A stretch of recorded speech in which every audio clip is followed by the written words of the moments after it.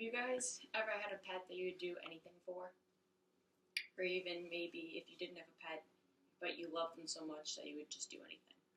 I had a dog for 16 years, and I know if he was still here, I would do anything for him.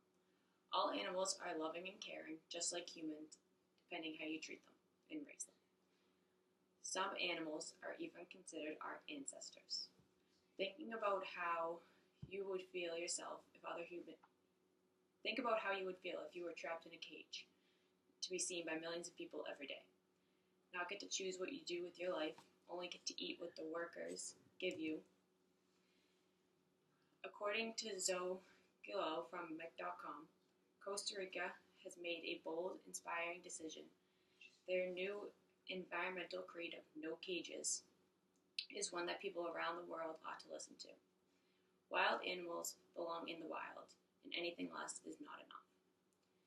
Zoos are not a place for animals to live, and today I am here to prove to you why. I am going to talk about why animals need to live in the wild with more space and how they suffer from being captive. Cages are not homes. Animals are meant to be in the wild. No zoos are large enough to hold all these animals and let them roam freely like they should be. Care2.com has studies shown that elephants typically travel 30 miles per day and are confined to spaces on average 1,000 times smaller than their wild habitats, and that polar bears have spaces approximately 1 million times smaller than their Arctic territories. Reading this quote, I was getting claustrophobic, never mind actually living like this. This quote is not only known for elephants and polar bears, those were just two examples of it. Gale says that the Daily Times reported in January 2019 the Islamabad Zoo lost 4 nidals, which are a type of antelope. They lost them in a week due to the cold weather, as no huts were given for them to keep warm at night. The elephant, Susie, died in a Lahore zoo due to loneliness. Other animals such as giraffes, lions, and several other birds have lost their lives as well. These animals are better off taking care of themselves out in the wild. Animals are not only being held captive in spaces that they don't belong, but they're also suffering from it and dying. Gear from Care2 says these animals could be suffering from abnormal repetitive behavior. This is a term for repetitive behavior by captive animals. This could be anywhere from the animals being stressed, pacing around, swaying back and forth, sitting motionless, head bobbing, and biting itself.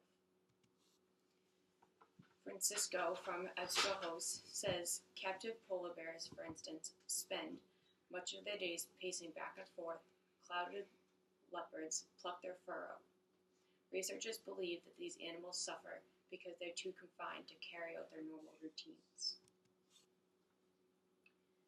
Lots of humans have anxiety and behavior disorders. I certainly know I would go mentally insane trapped inside of a cage with nowhere to go and no way out. One of my aunt's good friends used to work at a zoo for a couple years and told me that some of the workers would have been known to give animals tranquilizers to control their problems if their behavior went wrong. This was one of the main reasons she did quit. She was really sick to her stomach knowing that she had to see all of this. Some might say these animals being captive are being loved and taken care of by the workers, and this may be true, but these animals, they could be forming bonds with the workers and feel comfortable with them, but this doesn't stop the fact that they're in such a confined space that they need to be out of. Maybe these animals were taken as babies and they don't know any better, but they should all get the chance to experience the life they're supposed to live. Us humans have a chance to give these animals the lives they need. If people stop going to the zoos and giving them their money to help the animals live, there is a possibility that these animals will be let free. And if the zoos get shut down, they will not be looking for new animals to capture for us to see and take pictures of and enjoy with our families and friends. If you want to go see all of these beautiful animals, then how about you get inside of a cage, in the truck or anything and drive out to their homes and see them roaming freely. This way, no one gets hurt and the roles are reversed. Animals get the space they need. They will not suffer from mental illness, from being captive either. I hope that the next time you all want to go see animals in a zoo, you reconsider what you are doing and how the animals feel. Thank you.